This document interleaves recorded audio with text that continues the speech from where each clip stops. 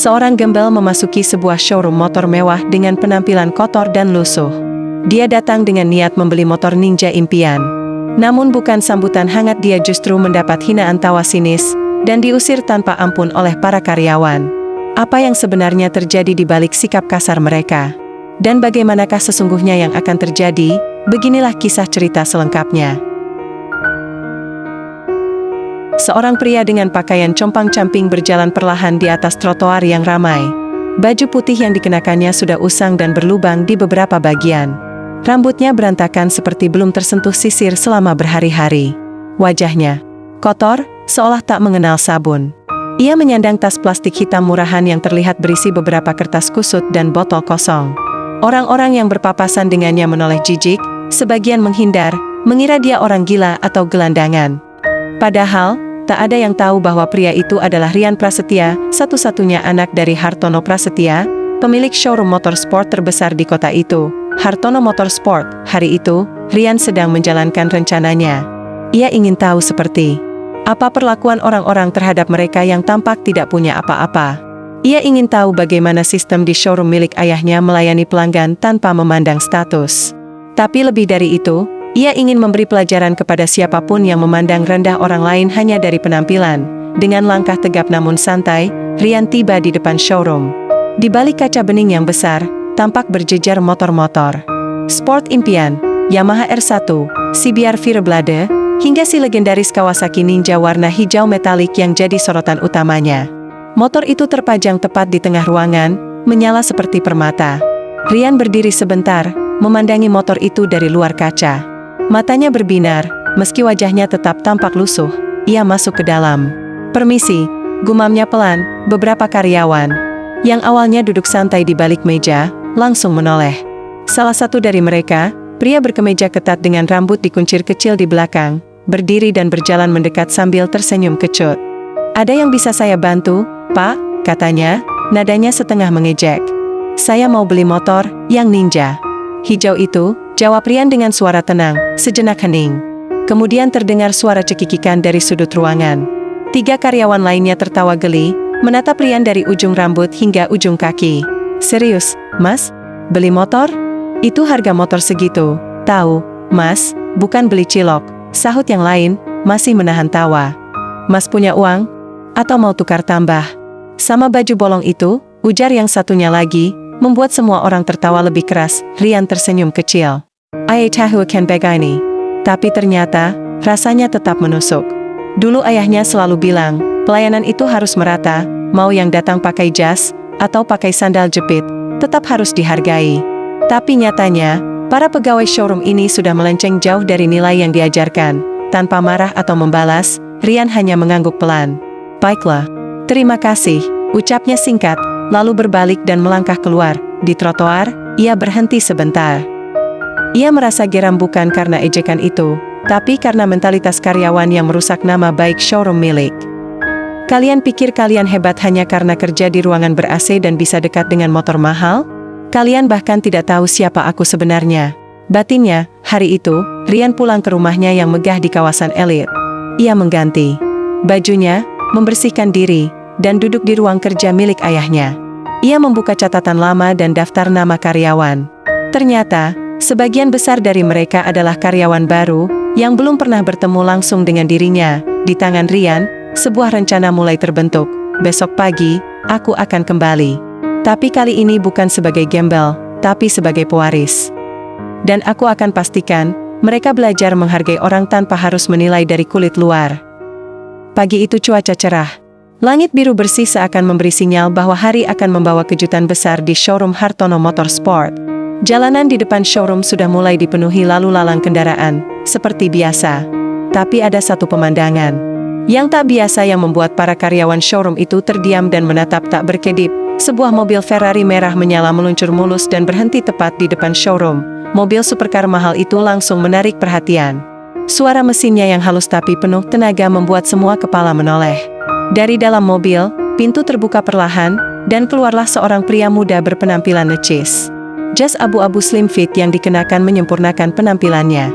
Rambutnya rapi disisir ke belakang.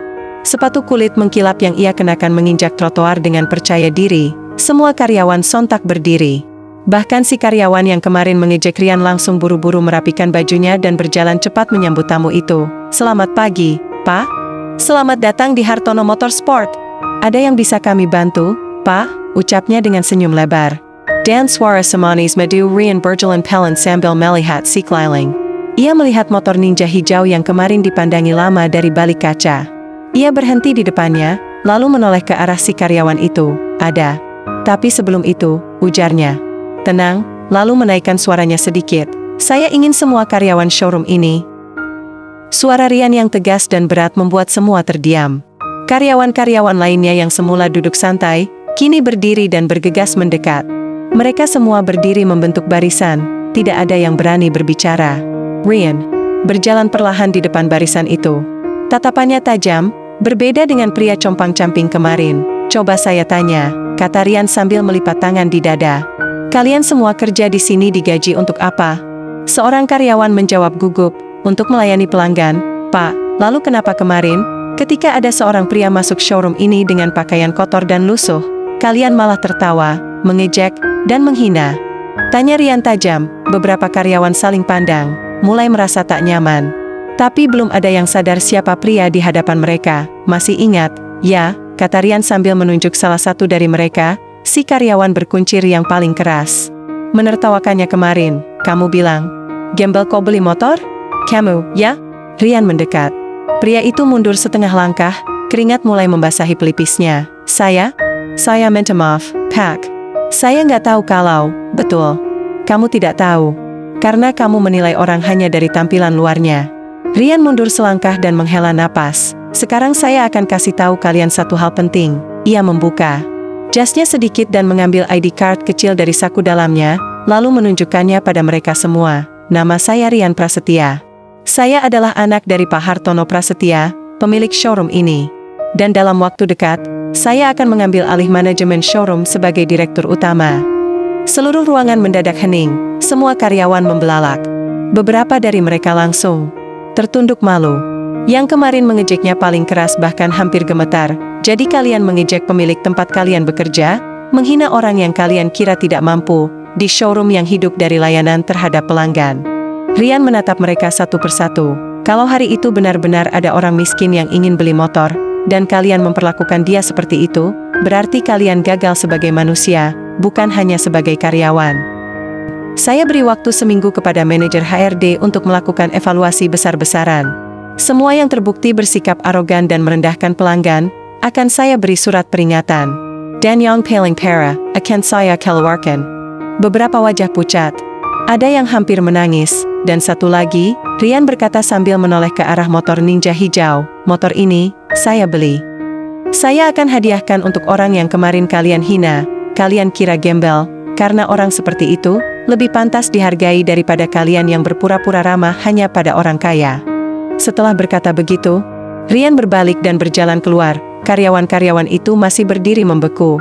Sebagian mulai menyadari bahwa pelajaran hari itu bukan sekadar tentang pekerjaan, tapi tentang harga diri dan nilai kemanusiaan. Setelah keluar dari showroom dengan langkah tegas dan penuh wibawa, Rian kembali masuk ke dalam mobil Ferrari-nya. Suara mesin menggeram lembut saat ia menarik gas dan meluncur menuju kediaman keluarganya, sebuah rumah mewah 3 lantai di kawasan elit yang dikelilingi pagar tinggi dan taman rapi. Rumah itu telah menjadi saksi tumbuh kembang Rian sejak kecil, namun hari itu rumah itu menjadi tempat baginya untuk mencurahkan gejolak batinnya. Setibanya di rumah, ia langsung disambut oleh para pembantu yang membungkuk sopan. Tapi Rian tak menyahut seperti biasanya. Wajahnya masih tampak tegang. Pikirannya masih terbayang oleh perlakuan para karyawan showroom tadi pagi. Ia naik ke lantai 2, ke sebuah ruangan besar dengan jendela lebar menghadap ke taman. Di dalamnya, duduk seorang wanita paruh baya berwajah lembut, mengenakan kebaya berwarna hijau toska. Dialah Bu Laras, Ibu Rian, wanita yang selalu menjadi penyejuk sekaligus penasehat dalam hidupnya. "Rian," panggil sang ibu lembut. "Kamu, kenapa, Aneke? Wajahmu tegang sekali." Rian langsung mendekat dan duduk di sebelah ibunya. Ia menarik napas panjang, lalu mulai bercerita, "Ibu, tadi aku ke showroom. Pakai baju rapi. Tapi kemarin, aku datang ke sana juga. Menyamar jadi orang miskin, pakai baju bolong-bolong. Aku pengen tahu bagaimana pelayanan mereka. Tapi Bu, Mereka kasar, menghina aku habis-habisan. Aku dianggap sampah, ditertawakan, dilecehkan, cuma karena penampilan. Bu Laras mendengarkan dengan penuh perhatian. Matanya teduh, tangannya menggenggam tangan Rian dengan lembut. Aku tidak bisa. Terima, Bu. Aku nggak sangka showroom milik keluarga kita diisi orang-orang seperti itu. Aku marah. Mereka semua harus dipecat. Rian berdiri. Wajahnya memerah, emosi masih membara dalam dadanya. Tapi Bu Laras tetap duduk tenang. Rian, katanya lembut, ibu paham perasaanmu. Ibu tahu, kamu terluka. Kamu bukan hanya marah karena dihina, tapi karena mereka mempermalukan nilai-nilai yang selalu dijaga oleh almarhum ayahmu, nilai bahwa semua manusia pantas dihormati. Rian menatap ibunya. Matanya mulai berkaca-kaca. Ia memang dekat dengan sang ayah, yang sejak kecil selalu mengajarkan tentang pentingnya rendah hati dan menghormati siapapun, apapun penampilannya. Tapi, Rian, lanjut Bu Laras, pecat semua bukanlah solusi. Kamu bukan sedang menghukum mereka saja. Kamu sedang membangun masa depan showroom ini. Orang bisa salah, tapi orang juga bisa belajar. Yang perlu kamu lakukan adalah memberikan kesempatan bagi mereka yang mau berubah. Tapi pastikan kamu mencabut akar kesombongan dari tempat itu.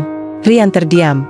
Kata-kata ibunya perlahan menyunakkan hatinya, pilih siapa yang layak dipertahankan, siapa yang perlu dibina, dan siapa yang memang harus dilipas.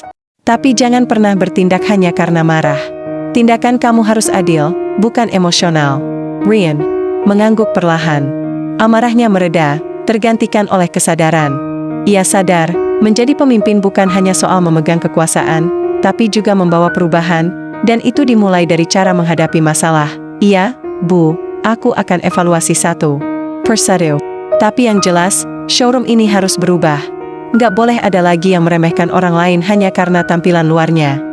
Bu Laras tersenyum, bangga melihat anaknya belajar menjadi pemimpin sejati. Sekarang kamu siap, Rian. Bukan cuma jadi pewaris, tapi jadi pemimpin yang punya hati. Dan sore itu, di tengah hangatnya cahaya matahari yang masuk dari jendela besar, seorang anak muda telah mantap melangkah menuju perubahan. Ia akan kembali ke showroom, bukan dengan amarah, tapi dengan keadilan dan ketegasan. Pagi hari berikutnya, langit kota tampak mendung seolah menandakan akan ada badai. Tapi badai itu bukan berasal dari langit, melainkan dari langkah seorang pria bernama Rian Prasetya yang berjalan tegap memasuki Hartono Motorsport showroom.